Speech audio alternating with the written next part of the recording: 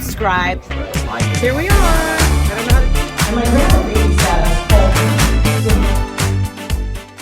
Of course he did. Travis Checker and Gary Hale from Positive Ride joining the CJ Silas Show. You can find them at positive_ride on Instagram. They're on Facebook. They've got a website. All of it is there.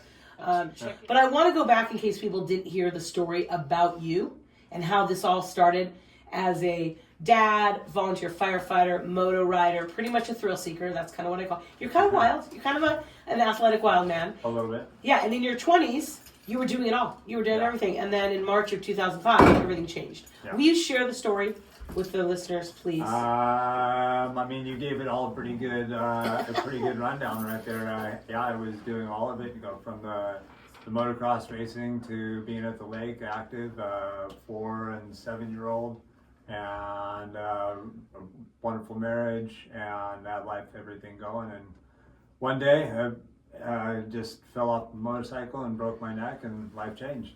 So after that, Travis, when you're in that situation where you were used to doing everything you wanted to do and more, and it shifted to I'm going to be different. My life's going to be different. Yeah.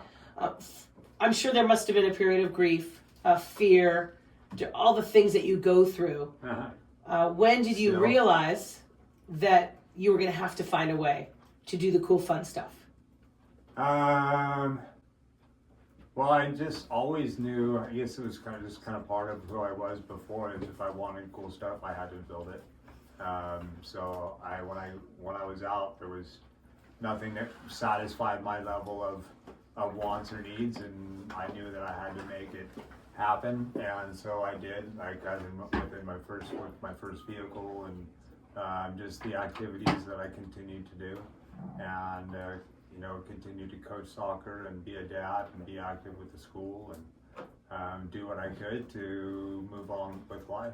You have a minute, but Gary, you knew him when he was riding motorcycles and playing on the ground with his kids, and you knew the kind of guy that he was. How important was it you as a friend to make sure that he still got to have and do fun stuff? It's one of those things that you just can't put into words really, but when you're out there doing stuff and you want your buddies to come along, you drag them along no matter what.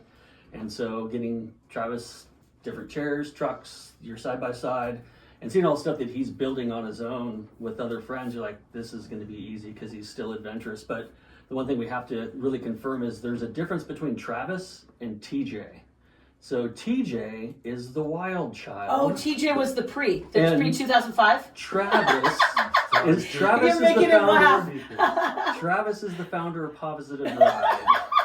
So every once in a while we'll be on a trail and I'll say, TJ, you'll realize that he's taken it a little bit too far. Yeah. So it's just we can really do something with this.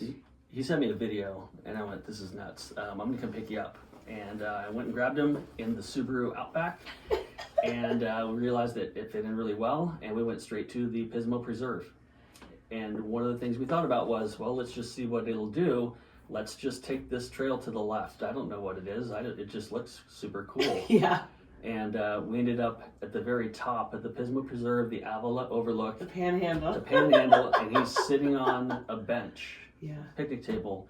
And a bicyclist came up and rode up next to us and said, you beat me up here. I saw you in the parking lot. And we'd been up there for a few minutes, so I felt pretty good. Because people think that you're going to make their wheelchair, the one that they use, go on the trails. But it's much more technologically savvy than that. Yes, Dan Livingston and his dad from Freedom Tracks did an excellent job at creating a system that will be applicable to most manual wheelchairs.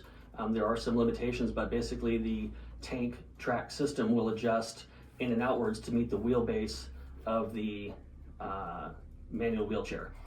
End users may have a left side, right side deficit. Doesn't matter. We can put hand controls on either side, or for some of our full needs folks who are in wheelchairs, it has a 6-foot cord, and I can actually operate it as like a little remote control car, but I let the family go in front of me and they follow along with their loved one, and I just select the speed that I want to go to that matches the pace of the family. Typically those outings would be on the beach, nice level, wide surfaces kind of thing. But once it gets a little bit more extreme, maybe you've had a couple rides on the beach, you want to be more adventurous, we'll take you up to the preserve or maybe out to the backside of the dunes and have a little adventure out there. Your adaptive outdoor recreational experiences. When you're out in the world, Trav, when you're on the preserve, like the guy on the bike, or you're out at the beach, or you're at maybe the clam festival, wherever you might be, and people are seeing you and what you're doing, and they come up to you and you say, hey, we can do this for you. How does that go down? That goes down huge. Like, it goes down really well. It feels really good, and it's just an amazing experience to get to talk to a lot of these people, get to talk to their families, and people are always amazed. I can't get on the beach, but for 20 seconds, and somebody's asking questions. People are taking pictures as I go down. Everybody's always very amazed at what our capabilities are with the fact that the tracks can go on the beach and on the sand and other places, and getting to touch people and change their view and open up an opportunity to them is like, I don't know, it's getting to give a gift every time. You know, it's always a new adventure for somebody, so it's really special. Travis, do you ever do anything crazy out there on the tracks? Like Gary's shaking his head. Was there? I want to hear about the story about on the dunes. Were you on the back side of the dunes once? Tell us the story. And Gary, when he's correct him if he doesn't tell the whole thing. I should probably tell the story then. I just was. We were at the top of the dunes. We were out playing on the back dunes, and it's really cool how the dunes come up to the nice edge, and it's really crisp. And I pulled up to it. And I said, "Hey, I'll go down." So Gary grabbed a hold of what he could and put his foot on the back, and we went gliding off the edge. And it was fun because you just float all the way down to the bottom of these 60 to 80 foot dunes. Were you scared, Trav? No, I wasn't. Were you curious? I was screaming the entire way down. I had no idea what we were about to experience, but it was the smoothest, like I would describe it as riding an escalator down. Okay, yeah. But I do know this, we got to the bottom and we immediately looked at each other and said, let's do it again, set up the cameras. Yeah. Oh, you didn't have the camera on for this one. No, because he just pulled up to the edge and said, I'm going. I'm like, no, you're... And he went. And I wasn't kidding. I was going. He I was like, kidding. the worst thing that's going to happen is I'll flop over in the sand, and he's going to be mad at me for having to drag me off the hill. So I was like, hey, I'm going. And that wasn't like, if you want to come, I'm going. Have you ever been scared on the Freedom Tracks, Travis? I've got myself in some sticky situations. But you haven't been scared. Not really. Gary, have you been scared? Every time we go out. Well, wait, I take that back. When I go out with TJ, it's scary. When I go